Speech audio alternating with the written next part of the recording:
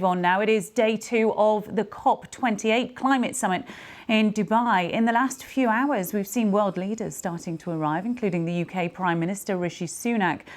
Mr Sunak has announced £1.6 billion of UK funding for climate projects to support efforts to reach the Paris Agreement goal.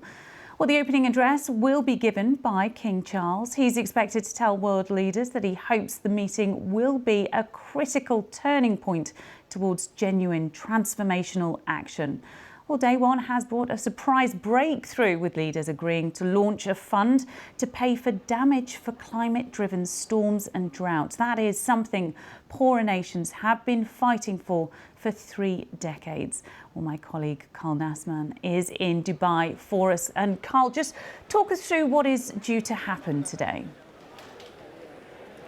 Yeah, well, today is day 2, as you mentioned, and this is the day when all of these world leaders, more than 150, will be gathering and giving their addresses. And this is a chance for many of them to start to set out their agenda, to hopefully put forward plans to aggressively cut their carbon emissions. As you mentioned, that opening address will be delivered by King Charles. He's actually the only foreign head of state who's been invited to address world leaders here in Dubai at this climate conference. So a big honor for him, and clearly a recognition of his green credentials. He has worked tirelessly for 50 years on issues of sustainability and climate change and organic farming.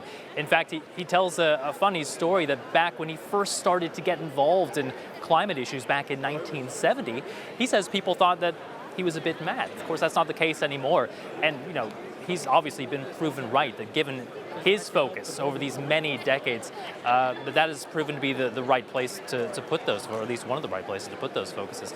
We're expecting that speech to be coming up very shortly. Already you can feel the security tightening around here. This is going to be one of the biggest, if not the biggest, gatherings of world leaders of the year. Just to mention, King Charles as well has given a couple of other opening addresses at climate conferences, of course, back in Glasgow and then in Paris for COP28.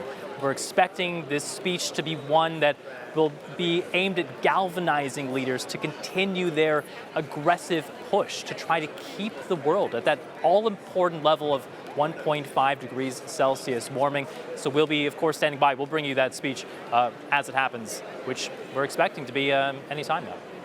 Absolutely, yes. Do stay with us on BBC News, because we will give you that speech live here. And just, Carl, while you've been speaking, we've seen the King, King Charles, shaking hands with delegates. He's been arriving. We've also seen the French President, Emmanuel Macron. But this COP28, there are around 200 governments involved that have been invited. And this COP28, it wants to become the most inclusive ever. Just talk me through why they want so many people involved now.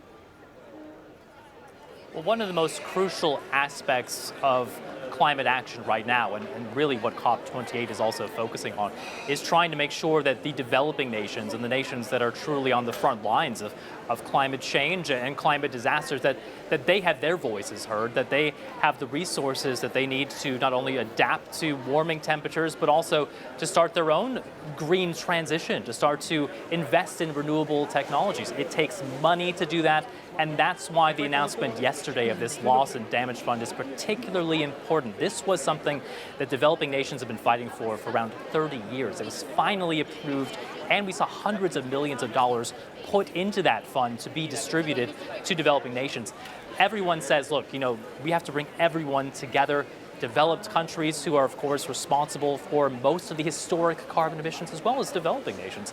And that is a big focus here in Dubai at this latest climate conference. OK, Carl Nassman in Dubai for us at the COP28, and we will be joining Carl throughout the day, bringing you the very latest as those speeches happen. So do stay with us.